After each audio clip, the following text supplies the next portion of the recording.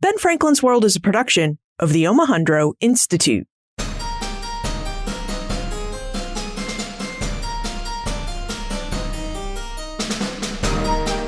Hello, and welcome to episode 234 of Ben Franklin's World, the podcast dedicated to helping you learn more about how the people and events of our early American past have shaped the present-day world we live in.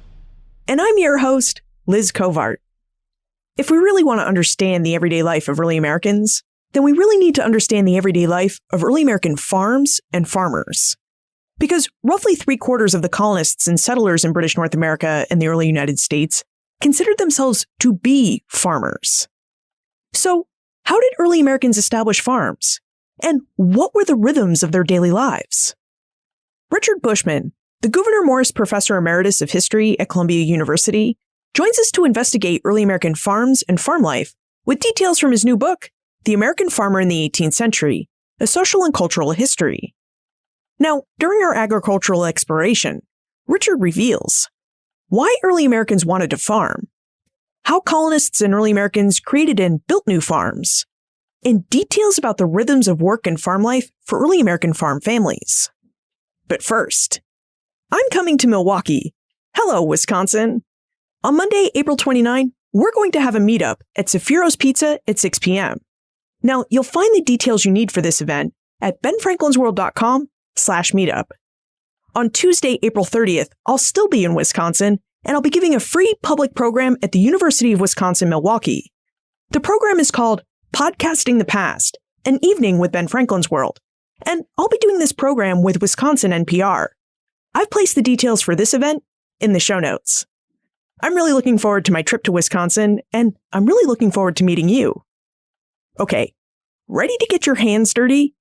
Now, we're not actually going to till any fields in this episode, but we are going to explore the work of early American farming. So let's get to it.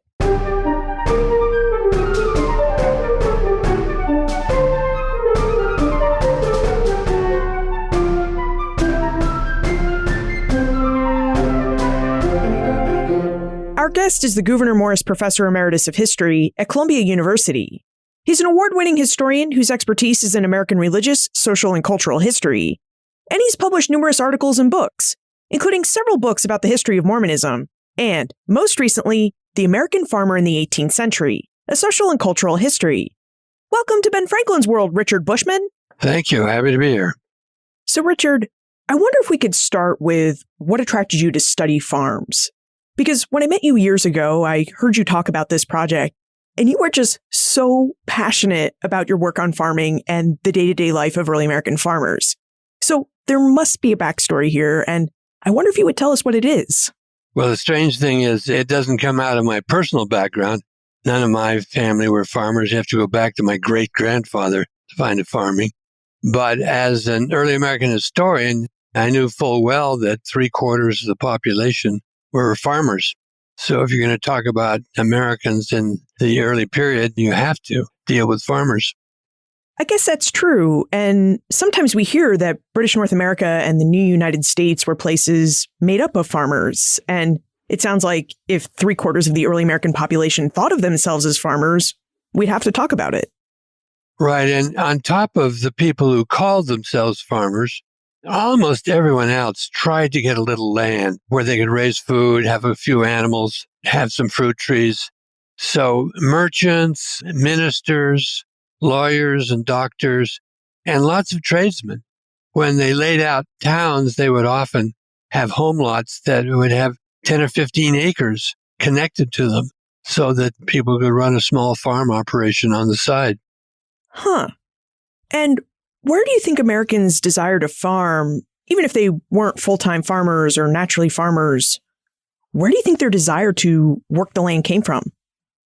Everybody wanted to have a little land and have a cow, grow some vegetables, have some fruit trees.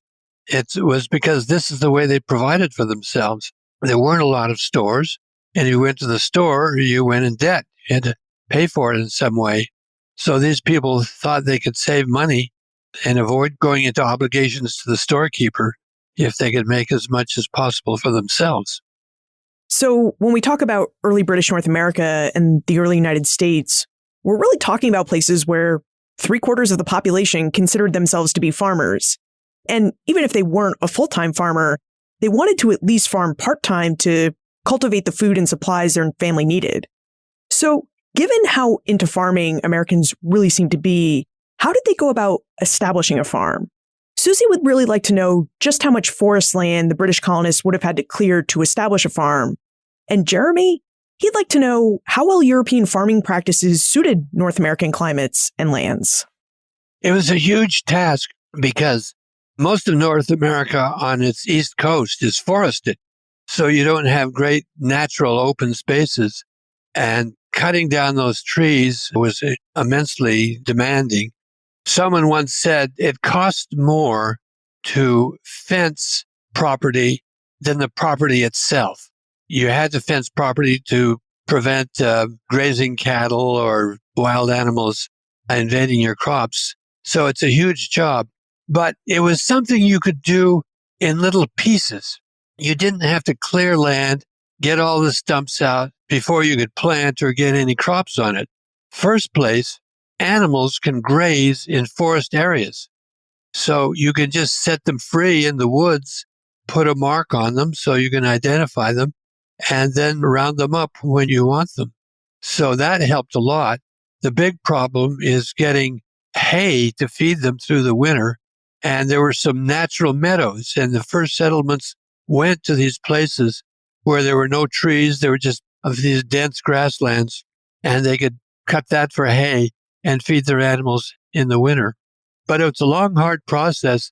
They could take trees down by girdling them, just slicing off a piece of bark all the way around, which would prevent the sap from running to the top. The tree would die. Then they could burn the tree, and they could sell the ashes from burning the tree to the people who were dyeing wool. The ashes serve as a base of a dye. And so there are various ways to do it. And then farmers would just extend this out. They would take many, many years to clear a farm and their way all through their property. How long did it take a farmer to clear their land? Are we talking about a one-generation type of project, or was this a multi-generational project? Well, it certainly isn't done in one generation because you just have tiny little settlements along the coast, and they would work on enough farm to get them going. But the way they worked, they would get more land than they were actually using. They would get, 100 acres or so, and they would only farm 10 or 15 acres of it. And they would plant crops for a number of years, say 8 or 10 years. And then when the soil was exhausted, they would stop planting crops, open up a new area, build fences around it, and start afresh. And the old area would just go back to brush. And for 20 years, just whatever grew would grow there. That would partially restore the fertility. And in time, they could go back and work on it. So this could be multi-generational. It would go on, continually opening what they called unimproved land. You noted that farmers often purchase more land than they ever intended to farm. And when we think about purchasing land today, we typically go out and visit the property that we want to purchase. We go out and see the land for ourselves. And I wonder, is this how the 18th century American farmer purchased their land? Yeah, they like to see the land before. But of course, in the 18th century, the land is not just right next door in an adjoining town. They're having to travel, 100 or 200 miles to the area where the property is. And sometimes, it's just too hard to go out there. So they would go a lot on news. They're always listening. Where is the good land? A lot of gossip would come back from the frontier, and then they would take a chance. Or there would be land speculators who would be developing this land. They would come back and say, look, I've got beautiful property out there. Come on out, buy some of my land. I'll give you a good deal on it. And so they would sort of take their chances. It was a chancy business when you had to go a long ways to get to the property you wanted to sell. Okay, so after a farmer acquired their property and cleared enough land to grow some crops, what was their day-to-day life like as an 18th century farmer? Well, we have, I think, a mistaken view of farmers. We're aware of the everyday routines. You got to go out, feed the animals, milk the cows, hoe the garden. And we think of it as sort of a rhythmic life. But when you look at the diaries that farmers kept, it's a life that's different every day. In the first place, you don't know what you're going to do that day until you wake up and see the weather. The weather makes all the difference in the world, whether you can work in the fields or are they too wet and muddy. Is there snow on the ground? As soon as there's enough snow on the ground, then you start hauling wood. There are certain things during the year you have to do. You have to plant corn. You have to cut hay. You have to harvest the corn and slaughter the animals. And these would come rhythmically through the year.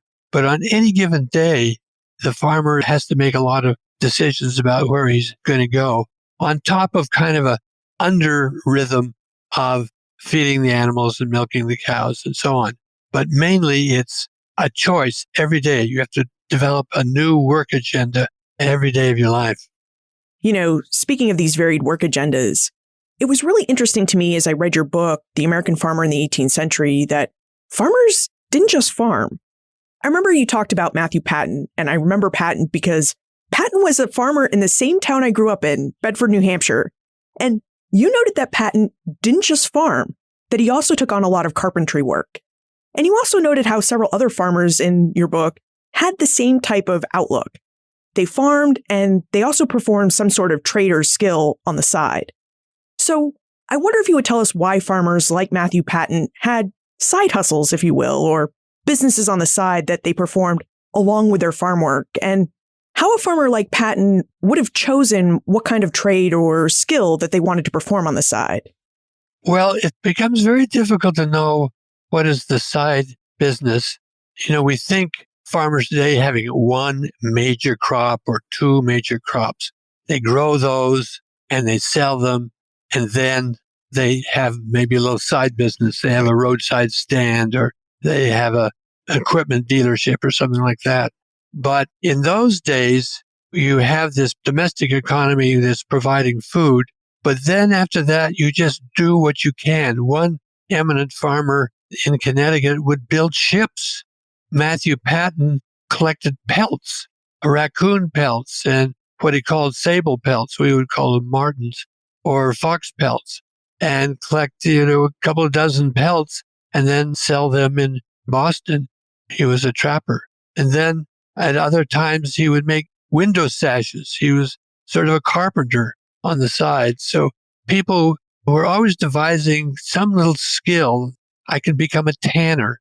And that isn't your whole life because you're running a farm on the side, but it's something you can do to sort of fit into the local economy. So they have to be very alert and very quick to take advantage of the little opportunities that come along. That's a really good point, that all of these farmers have to negotiate and live within the economies around them.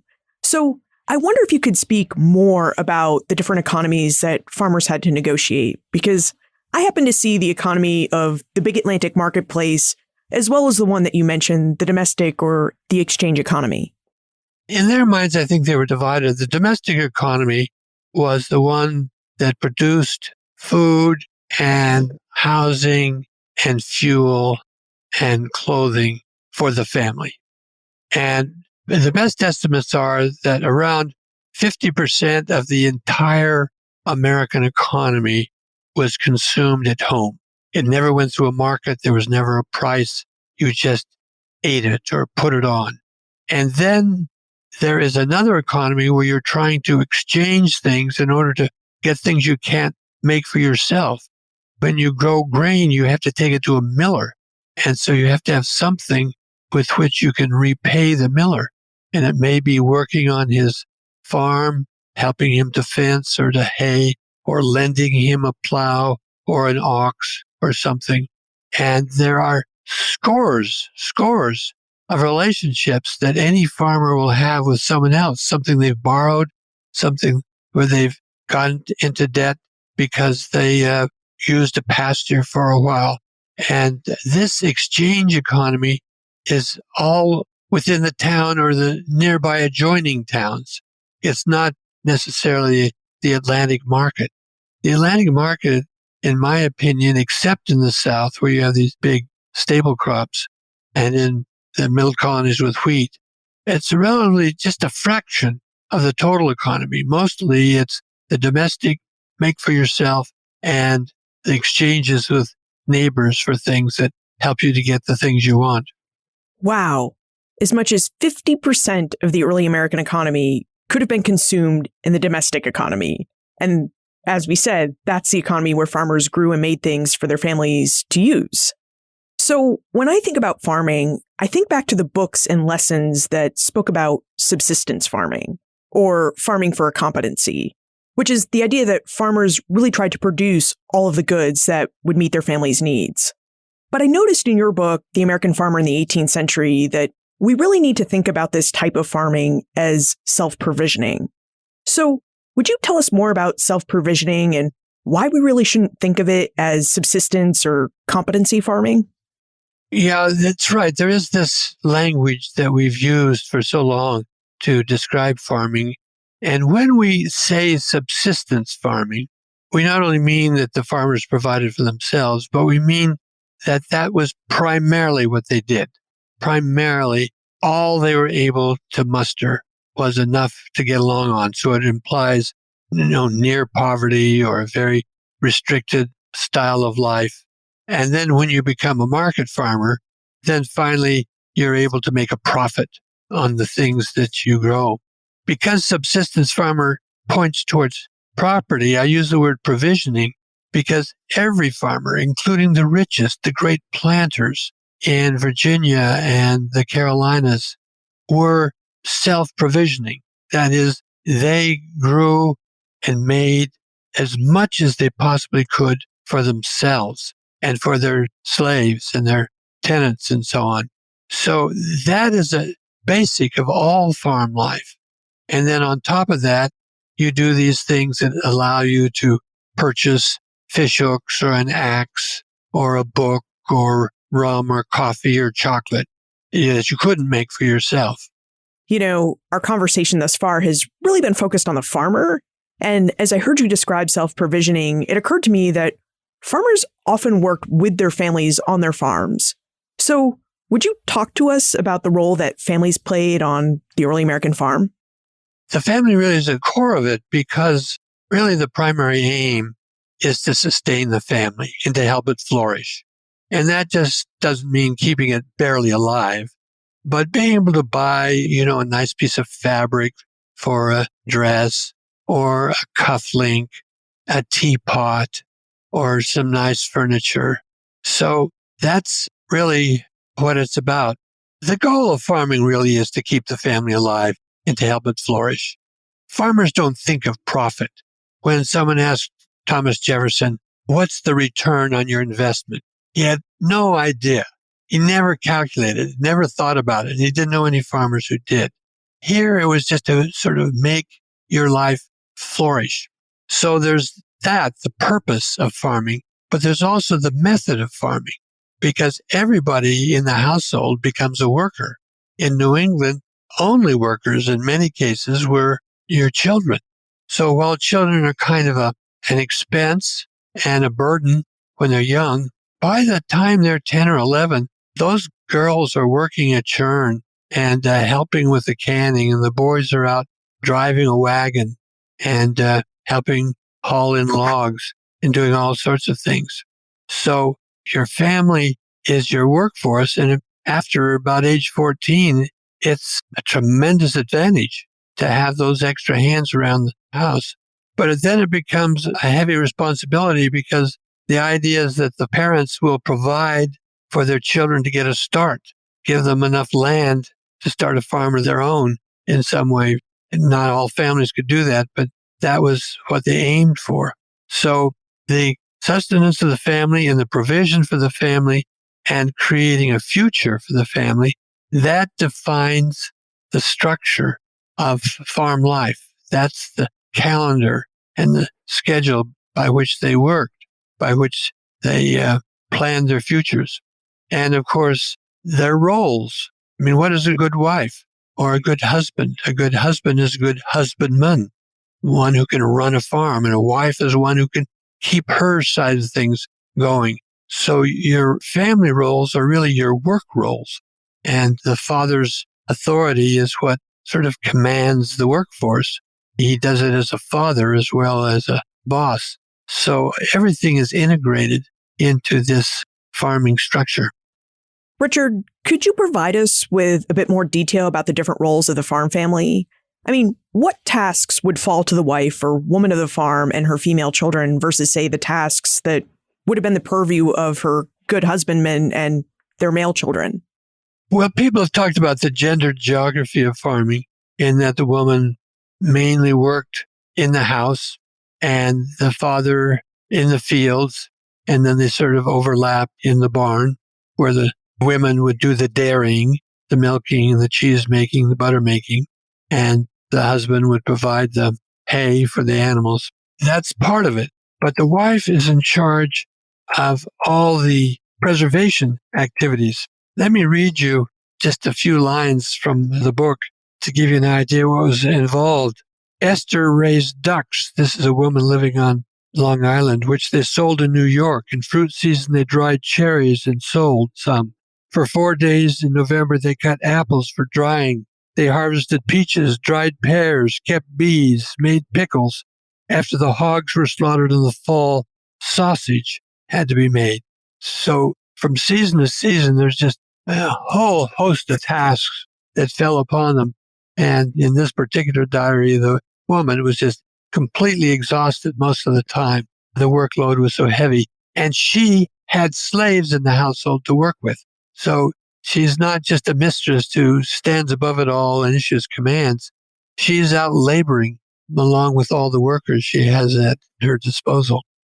Well, I know we'd love to know more about the farmhands who would have been there to help out the farm families with their labor, but before we investigate farmhands, we know that mortality was a constant in early America. People died all the time. What happened to the family farm and the distribution of its labor when a wife or husband died? Well, it was a huge gaping hole created when anyone died, but especially the husband or the wife, because a wife managed that household. And if that preservation work, the cooking work, the tending of the kids had no one to look after them, it's a terrible gaping hole. Oftentimes, an older daughter would move back into the home, or sometimes they just have to hire a serving girl to come in and take the part of the wife. So it's tough when either death or even sickness puts people out of action for a while. And there's an awful lot of sickness. People are always getting ill and going down for a while. And people then just have to adapt. Kinsmen would help out. A cousin would send over her daughter to work in the house for a while. There's a lot of exchange of labor among families. And families usually is the route by which this labor is exchanged from one household to another. So in the case of death or a long illness, a family farm was still manned by a family. It might just have been augmented by extended family. So if a farmer, say, died, his widow might just have a cousin or a nephew come over and help plow her fields. Yeah, that's right. You've got neighbors to help out, but especially for the things inside the house, especially if you needed to tend little babies, they would bring in, or you would farm out your little baby to someone, your wife's sister, if your wife died, would take over and nurse the child. Now, you mentioned that farmers hired servants and purchased enslaved men and women to help them work their farms. And after we take a moment to talk about our episode sponsor, Albert would really like to ask a question about this. Those who wished to farm in early America had to acquire a lot of different knowledge, such as when and how to plant certain crops, what kinds of trades they should pick up so that they could best support their families and participate in their local economies, and who might need what tool or what kind of assistance from time to time. All of this knowledge helped farmers and farm families play active roles in their local communities, just like you play an active role in this community, the community of Ben Franklin's World listeners. Each week, the team at the Omohundro Institute and I produce an episode because we know you love acquiring knowledge about the early American past and that you like to pass that knowledge on. Having a desire to acquire knowledge and to pass on that knowledge is part of what being a great community member is all about. And now, you'll be able to show the world that the Ben Franklin's World community is a community you're proud to be a part of. Because we have t-shirts. That's right. Visit benfranklinsworld.com/shop and you'll find a couple of great t-shirt designs. And each purchase raises some funds to help the Omohundro Institute and I keep this podcast going.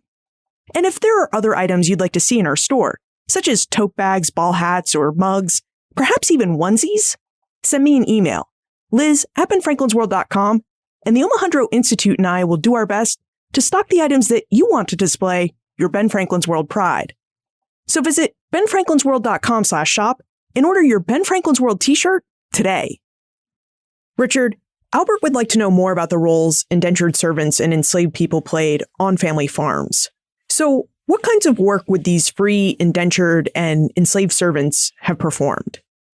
Well, in small households, they would almost be used like a family member, son or a daughter. There's a marvelous diary of a farmer in New London, Connecticut that I did a lot with. And he purchased a slave when his sons were growing old and would not be around the house much longer. He purchased a slave, Adam Jackson, and he treated him like a member of the family.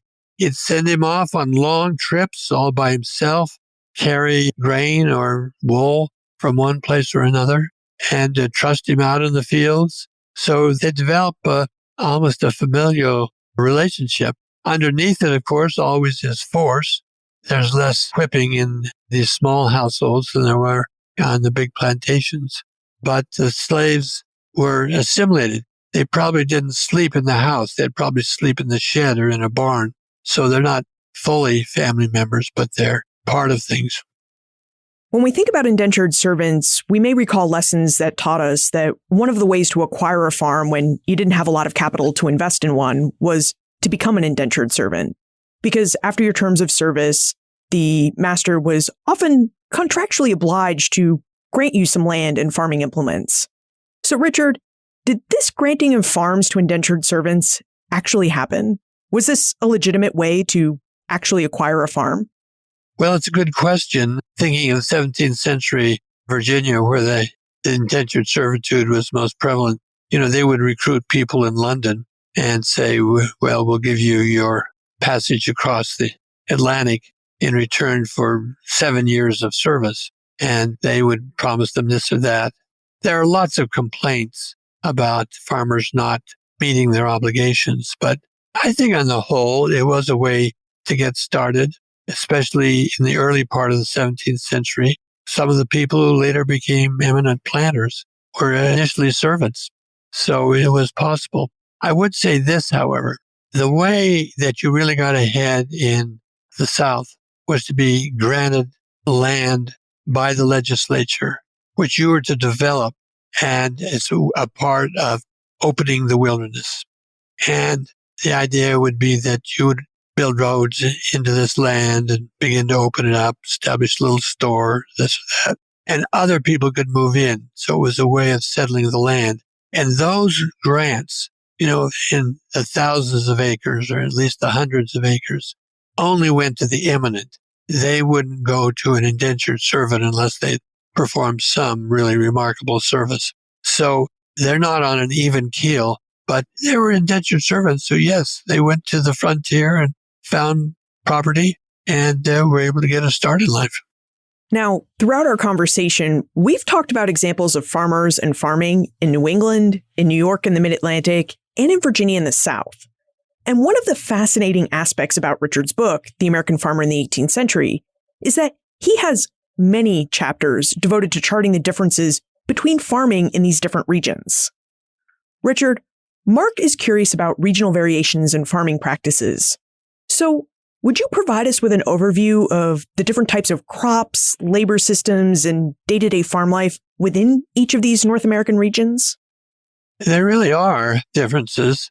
There is sort of the basic provisional economy, that is the one for the household, that is much alike.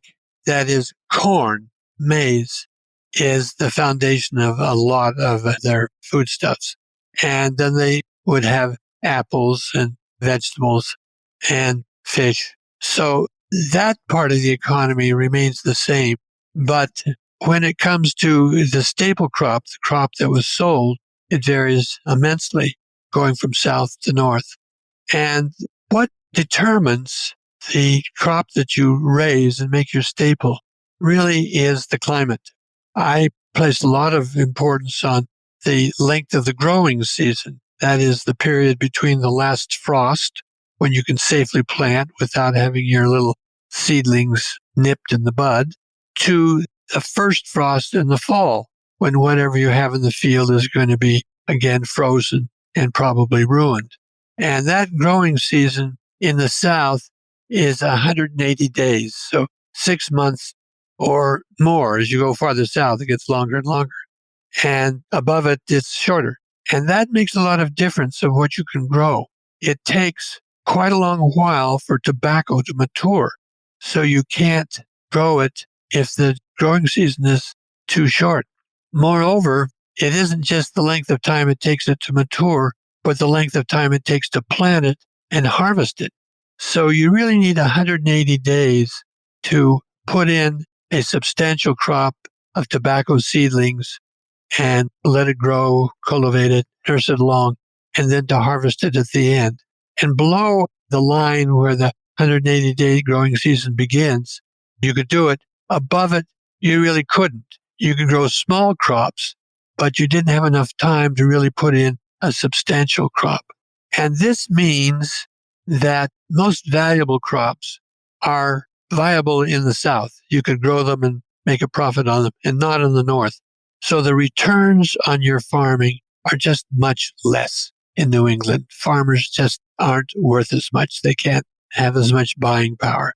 And it increases as you go south until you finally get to the Sugar Islands with their immensely valuable crop. So that means things vary as you go up and down the coast. In the middle colonies, wheat is the great crop, and that's very valuable, more so as the 18th century goes on. And this means that you have a different labor system. You can't afford to buy slaves in New England. Your crops don't justify an expensive purchase and caring for the slaves all their lives. They're very costly. And so there are very few slaves, only in very particular situations. In the South, you can. So the labor systems change as you go up and down the coast. And I'll just mention one other just to add to the story. In the South, the animals can forage in the woods for 10 or 11 months of the year. In the North, the grass stops growing in December and doesn't start again till March. So you lose 3 or 4 months. And that means in the North, you have to feed your animals for 3 or 4 months, which means you spend your whole summer haying. In the South, your animals can forage most of the year and in a pinch can sort of work their way through the 1 month where grass does start growing. They get very skinny, but they can make it through. So the whole year in the North is dominated by the haying season, which is critical to keep your animals alive. In the South, you're free to do other things, to grow tobacco or grow rice or whatever you want. So Southern farming is just much more prosperous. The returns on your labors are much greater because of these advantages. So it really is the growing season that helped determine the profitability of an early American farm and the crops it could grow. So that's why we can explain why Connecticut farmers sometimes grew tobacco, but why you never see a big tobacco plantation in Connecticut. Right. It was very expensive to grow because you had to bring in a lot of labor to get it all in the ground in time. So only when the price goes way up can you profitably grow tobacco in Connecticut. Does the growing season also account for why, when we talk about farming in the 18th century and really into the 19th century, that we talk about plantations from Maryland south and farms from Pennsylvania north? Yes, it really is, I think, because the returns on your investment were so great that it justified the capital investment to really make a kind of a little business out of planting. The big thing, going back to our earlier question, is you can buy those slaves to clear the land. So you can actually use 5,000 acres or substantial portion of it if you could get your hands on the land, because you get the slaves in there clearing it up. You also mentioned that there was a lifestyle that Southern agriculture could support that Northern agriculture could not, and that one aspect of that lifestyle that Southern planters could afford was to hire or purchase more labor to work their fields. And I wonder, what are some of the other aspects of this Southern agricultural lifestyle that differed from the Northern agricultural lifestyle? The Southern planters could choose different models for a life. They could look to England, to the country gentleman, which in the 18th century is really the zenith of life, to have a large estate based on agriculture with many workers, a grand mansion, elegant accoutrements in your house and about your person. That was available, at least on a modest basis, in the South, when only a few rich merchants in the North. It's a much reduced style of life in the North. They tried, and a few families managed in the most fertile and prosperous areas of the North, but nothing like they were able to do in the South. Now, another aspect of farming I really think we need to investigate here is the role that farming played in Americans' Western push into the North American continent, especially since after the American Revolution, Americans moved west in really sizable numbers. So, Richard, what role did farmers and farming play in Americans' desire to push west into the continent? Yeah, I've talked about family and farms and how the family provided the workforce. Their roles were determined by their place in the farm operations. But family is really part of the life plan, not just the life schedule of farm families, because farmers all hoped that they could provide for the children the way parents do today. They want them all to go to school and go to college and get a start in life with some kind of good work. In those days, the idea is we want to set them up on the farm, and all the parents' accumulations will go to the children eventually, but they try to get them started along the way. And that means if you have families of 5 or 6 children, which were not uncommon in those days, you can just imagine hundreds of thousands of little families trying to figure out, where am I going to get land for my kids? How can they get started in life? So all those sort of biological familial drives to care for your children result in this huge expansion into the interior. Until the mid-19th century, there really seemed to be more Americans who farmed than who worked in any other occupation.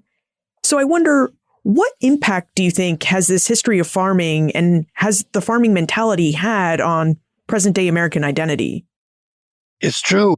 There were people opening up new farms right up till 1900. The number of farms doubles in the last third of the 19th century. And that becomes the most secure form of life that many people can imagine.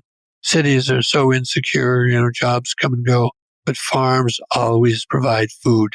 So you can stay alive even if you're suffering in many ways. But it's not just, I think in terms of character, it's not just that I'm a farmer. It's the mentality that I have to provide for myself.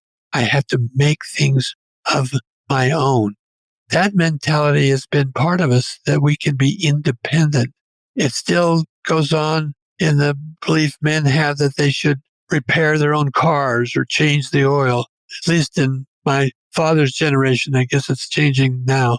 But my mother would can peaches. Well, it's not efficient to can peaches, but it was something she felt she had to do. There was something wholesome and right about preparing for yourself. So there's that kind of do-it-yourself mentality that represents the desire to be independent, to be able to support yourself, that I think is very deep in the American character. Now it's time for the Time Warp. This is the fun segment of the show where we ask you a hypothetical history question about what might have happened if something had occurred differently or if someone had acted differently.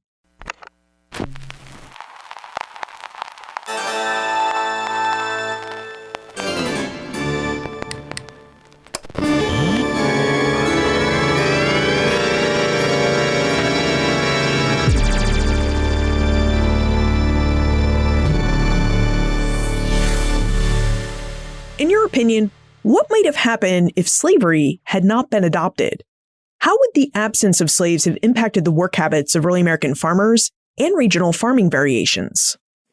There would have been other forms of bound labor or purchased labor that would take their place. In the 17th century, most of the work done on the tobacco farms in the South with indentured servants. And really, it's only because the supply of indentured servants dried up that Southern farmers were forced to sort of turn to slavery. There are other advantages of it. They were happy to be able to buy slaves, but they'd gotten along very well with indentured servants. And after slavery is ended, they get by with various kinds of labor and tenant farming. England does not have slaves. They're not slave labor on the farms. It's all done with tenant farming. Washington, at one point at the end of his life, wanted to sell all his slaves and bring in tenant farmers to Mount Vernon. So he felt the miseries of slavery and really would have preferred another system. So they would have found a way. I think it would have changed the mentality to some extent. The presence of slaves really creates the mindset of a master class, the right to command, to rule, and almost with absolute authority. And that's a very disastrous form of thinking, very dangerous for everybody involved. And we might have had less of that in the South if slavery had not found its way to America. So in the preface to The American Farmer in the 18th Century, you note that this book took you decades to complete. So I wonder, now that you've finished and published your book, do you have a new project that you're working on? Well, I'm interested in lots of things. Along the way, while I was writing the book about farming, I wrote a biography of Joseph Smith, the Mormon prophet. And part of the story he told was that he came across a set of gold plates on which was written the text of the Book of Mormon, which he translated. And these gold plates have sort of entered into the American imagination in this sort of ingenious ways to have a place in Angels in America, Tony Kushner's Pulitzer Prize-winning play, and many other novels and books. So I'm sort of interested in this luminous religious object, with its mystery and its promise of sacred knowledge. So that's my goal right now, to look at all the forms that the gold plates have taken in American thinking. Do you have a preferred way that we can contact you if we have more questions about farming in early America? Well, I would be happy to answer questions if someone wants to write me an email. My address is rlb7@columbia.edu, and I'd be happy to hear from you. Richard Bushman, thank you so much for joining us and for helping us better understand the early American world of farms and farm families. It's been my pleasure. Farms and farming played a really big role in our early American past. Nearly 3/4 of Euro-American colonists and settlers considered themselves to be farmers. Even those who plied trades as their primary occupation still sought to have enough land where they could keep a few animals, fruit trees, and a kitchen garden. As Richard related, this was because of the way the early American economy worked.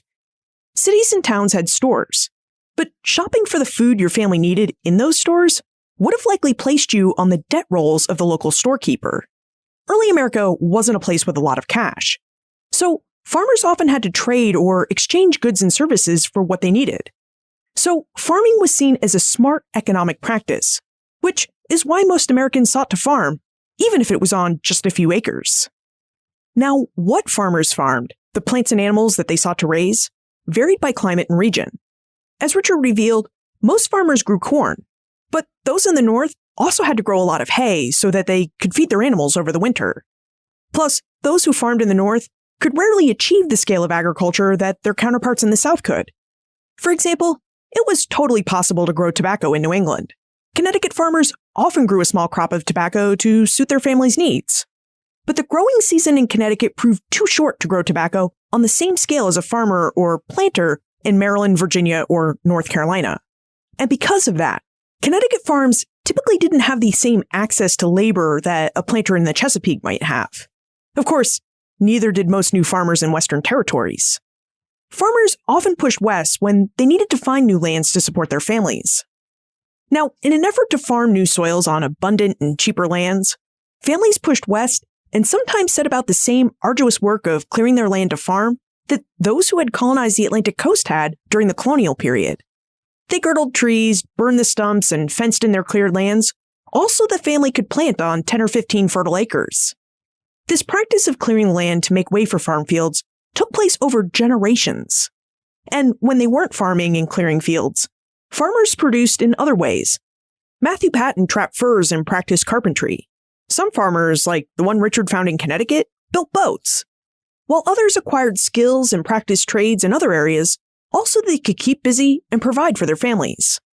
As Richard revealed, the goal of the farm family was to provision itself in ways that also allowed for the occasional purchase of a nice piece of cloth, a new pair of shoes, or some other desired luxury item like a tea set. It was rarely the goal of a farm family to just scrape by. Farm families worked really hard, and they worked to be independent. It's thanks to the American farm family that Americans today have a do-it-yourself mentality.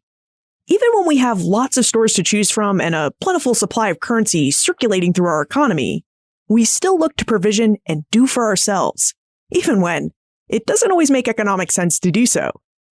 You can find more information about Richard, his book, The American Farmer in the 18th Century, plus notes for everything we talked about today on the show notes page. benfranklinsworld.com/234. Don't forget that you can now display your Ben Franklin's World pride because we have t-shirts. Take a look at our first designs by visiting benfranklinsworld.com/shop. Friends tell friends about their favorite podcasts. So if you enjoy Ben Franklin's World, please tell your friends and family about it.